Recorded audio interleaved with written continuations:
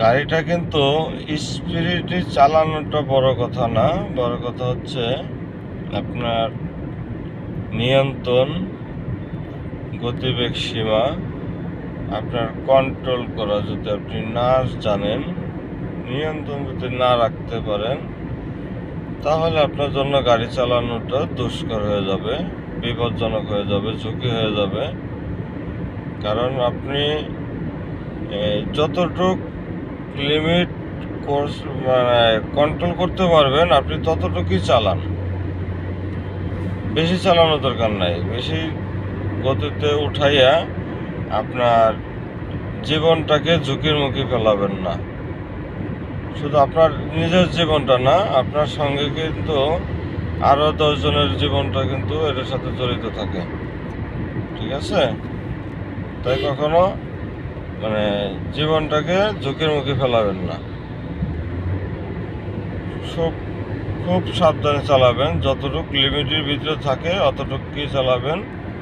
আর সবসময়ের জন্য একটা গাড়ির থেকে অন্তত না হলেও 20 থেকে 30 ফিট দূরত্ব বজায় রাখবেন।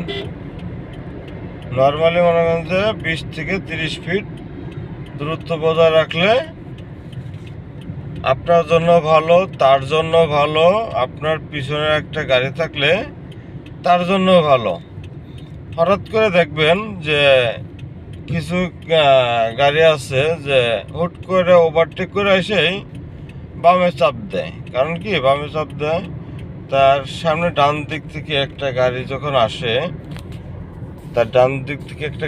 আসে, তখন সে নিজে আত্মরক্ষার ক্ষেত্রে সে গাড়িটা বামে চাপ দেয়।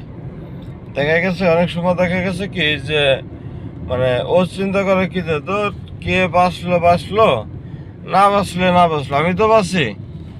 কিন্তু ওই সময় কিন্তু একটা দুর্ঘটনা ঘটে।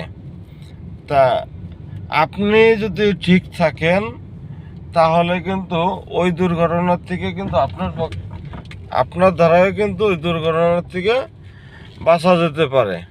কেমন? আপনি যদি 20-30 ফিট যদি গ্যাপ রেখে যদি গাড়ি চালান, ওই লোকটা যদি আপনার একটু আইসে যদি আপনাকে বামে চাপ দিয়ে যদি গাড়িটা ঢুকাই দেয় বামে, তাহলে কিন্তু আপনার যে ওই মাঝখানে যে গ্যাপটা আছে ওই গ্যাপে কিন্তু গাড়িটা ঢুকতে পারতেছে।